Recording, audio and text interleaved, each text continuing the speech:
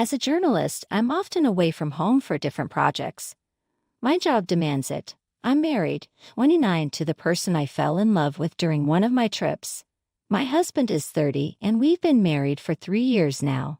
We live in the house I inherited from my dad. Both of us work and contribute to our expenses and bills. Since we're often away for our jobs, we get very little time together. We have to plan dates and weekends to spend time together. The lack of quality time and the exhaustion when we do get home sometimes leads to arguments, but we always resolve them, so there are no major issues between us.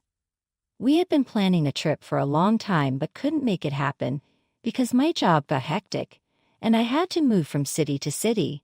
We wanted to take a road trip to a faraway city, stay at a hotel, and return in 2 days. We promised to go on this road trip as soon as we got the chance.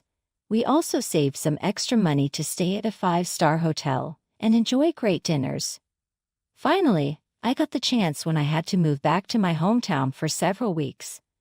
I applied for a 3-day holiday, packed all the necessary stuff, and set off with my husband. We were very excited as it had been a long time since we had the chance to spend some quality time together. We took turns driving, played our favorite music, chatted, and laughed. It felt like the best time of my life. We reached our destination, checked into the hotel where our room was already booked, freshened up, and got ready for dinner. At the hotel's restaurant, we ordered food and reminisced about our lovely memories. Everything seemed perfect. After dinner, we went to bed, tired and ready for a good night's sleep. But when I woke up the next day, my husband wasn't by my side. I waited thinking he was in the bathroom, but he was taking too long. I knocked on the door, but there was no answer. When I opened it, he wasn't there. I dressed up and went looking for him, calling his number, but it wasn't responding. My heart raced and I became worried. I started asking random people if they had seen him.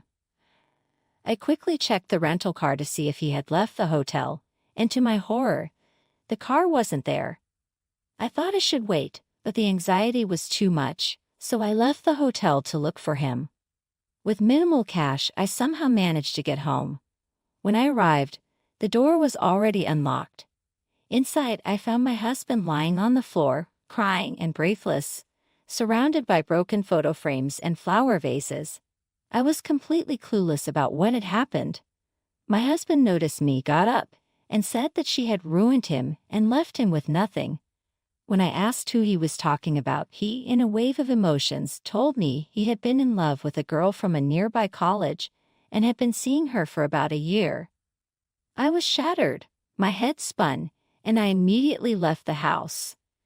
I'm now at my friend's place because I can't face my cheating husband. After collecting myself, I confronted him and learned the whole story. I'm shocked that he dares to blame me, saying I was never there when he needed someone. According to him, I'm a self-absorbed woman only interested in my career with no value for relationships. It's hard to digest that this is the man I argued with my parents for, the man I took a stand to marry.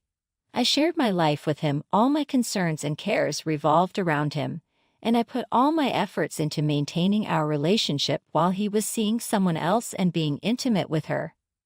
I also have these feelings that my house and bedroom were being used in my absence, and this freaks me out. I can't believe I stayed in the dark for so long, ignoring the hints I occasionally got. I can't even face myself, feeling like a clown who was exploited all this time. I can't comprehend how he could confess to my face that he fell in love with a girl who has now ditched him for someone else, and he's unable to deal with his heartbreak. Here's an update. My husband approached me and begged me to return, saying he made a horrible mistake and is ashamed of it. He says it was a blunder and he never wanted to put me through this. In between his apologies, he kept saying that he isn't the only one responsible for this situation, and that I also have a share of the blame. He claims I was never vigilant enough, or I could have found out about his affair long ago. He says it was my carelessness and irresponsibility that led him to another woman, and I was clueless. He justifies his cheating by saying he needed attention and love in my absence, which led him to this situation. Even if I'm partly to blame, why did he shamelessly confess his love for that girl? Why does he say he is heartbroken and that she ruined him? How can he develop feelings for someone else while being married to me? All his apologies and begging make no sense. He says I should return and work on our struggling marriage, but I can't see a future with him, so I mustered up the courage and filed for divorce. As soon as he was notified, he acted crazy. He has been calling me, but I'm not interested in talking to him, so he started calling my friends, parents, and even my coworkers. He told them that I was never interested in this marriage and was always looking for a way to escape. Now, when I finally have an insignificant reason, I'm creating a mountain out of a molehill. He even questioned my character, saying I work with male coworkers and travel with them, so there's no credibility to my character. This tore my heart into pieces. I've always respected my partner so much. I can't believe this is the same person I fell in love with and fought to marry. This is the person who was my whole world. Now he's not even thinking before talking about my character.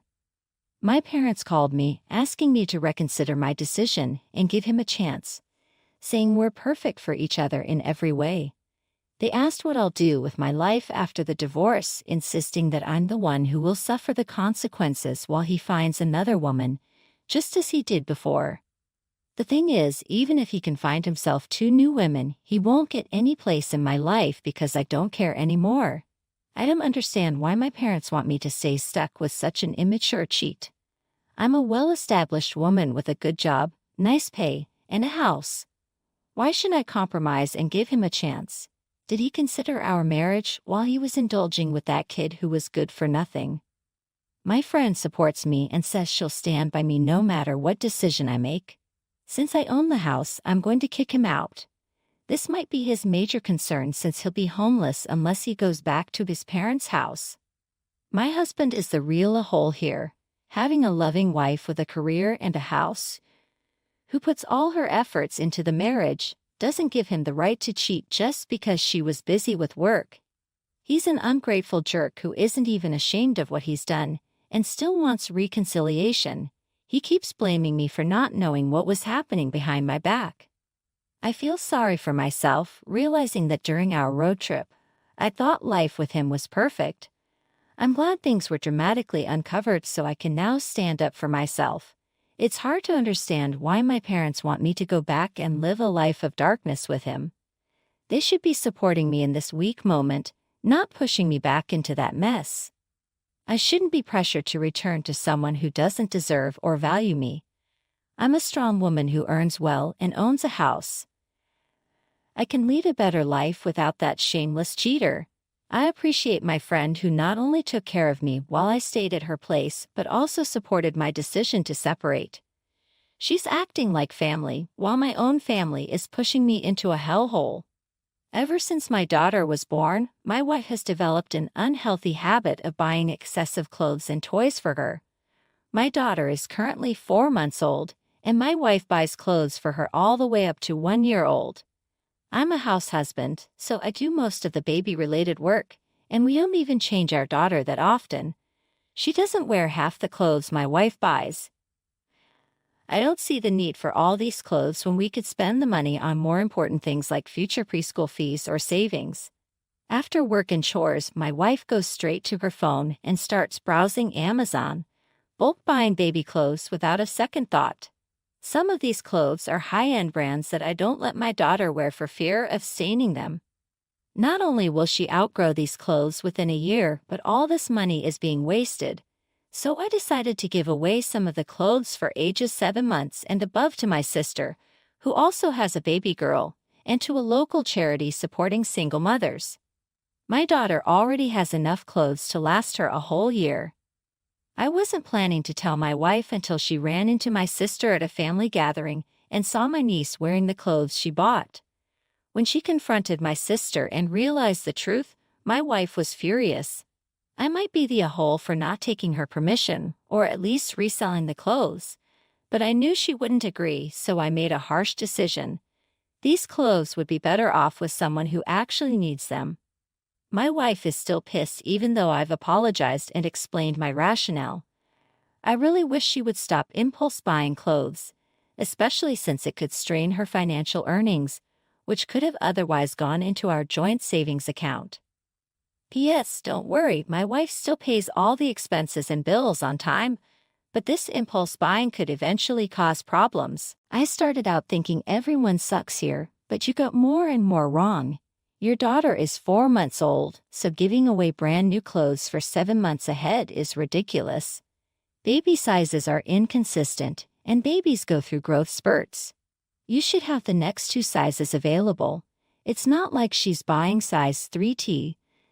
This just means your wife will have to buy new stuff in a month or 2, costing more money.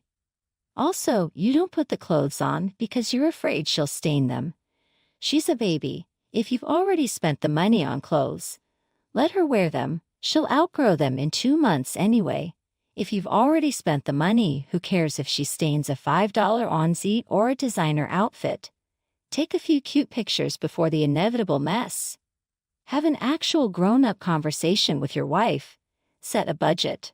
Talk about how designer stuff isn't worth it and should be returned or limited. If she's completely unwilling to compromise and you can't save, that's an issue. But getting rid of clothes that will fit in 2 to 3 months without discussing it, that's just ridiculous and in a whole move that doesn't benefit anyone. Here's the next story. We recently had senior recognition for my team since our regular season is over. Each year, each senior's accomplishments on the team and academically are talked about. Then they are escorted by their parents and given a gift of a framed uniform. They introduce the senior by saying, "Here is first name, last name from hometown," escorted by her parents, mom's first and last names, and dad's first and last names. I asked my coach not to use my mom and stepdad's last name since it's different from mine and brings up uncomfortable feelings. I 22F asked my mom and stepdad to escort me since they were there almost every single day of my childhood, through good and bad moments. My stepdad stuck around and loved me even when I hated him because he wasn't my actual dad. I thought it was impossible for him to love me as much as he loves my half-siblings. They are 100% siblings to me. I don't like using the term half. My dad, stepmom, and half-siblings lived in another state. I saw them during some school breaks and holidays until I had practice almost every day in summer. My dad and stepmom flew to see me 1 weekend a month because my stepmom couldn't handle me having my dad all to myself for just 2 days. My dad and stepmom came to this last competition of the regular season. I didn't tell my dad about senior recognition because I didn't know he was coming. When he found out, he was sad, and my stepmom got snippy. I told them they were part-time parents and delusional for thinking I'd give them credit for raising me when they live states away. My dad called me crying, saying how much he loves me and how hard it was to be away. My stepmom lectured me about how they did the best they could. I kind of feel like in a hole now for not telling my dad and yelling at him. My stepmom not wanting me to have my dad all to myself is just a theory, not the whole. I imagine my half-brother and sister feel the same way. My dad picked my mom and me over his 2 kids with his first wife. I was a baby and didn't know what was going on, but looking back, he did them dirty. After asking both my parents vaguely, I'm pretty sure it was 90% my mom's influence and 10% my dad's fear of conflict. If you want a relationship with your dad, directly ask him why he wasn't around and if it was because of your stepmom. You're still young enough to mend fences if you want. My half-siblings are in their late 40s and early 50s, and my father has passed away. Either way, you're definitely not the a-hole. Being a vacation parent is a choice. If your children are important, you make every effort to be part of their lives. Your dad chose not to be involved, and it sounds like your stepmom encouraged that choice. They don't get to expect anything from you. If this event was your dad's light bulb moment, you could sit down and talk with him alone about his role in your life and what you need from him going forward if he wants a better relationship. But that is one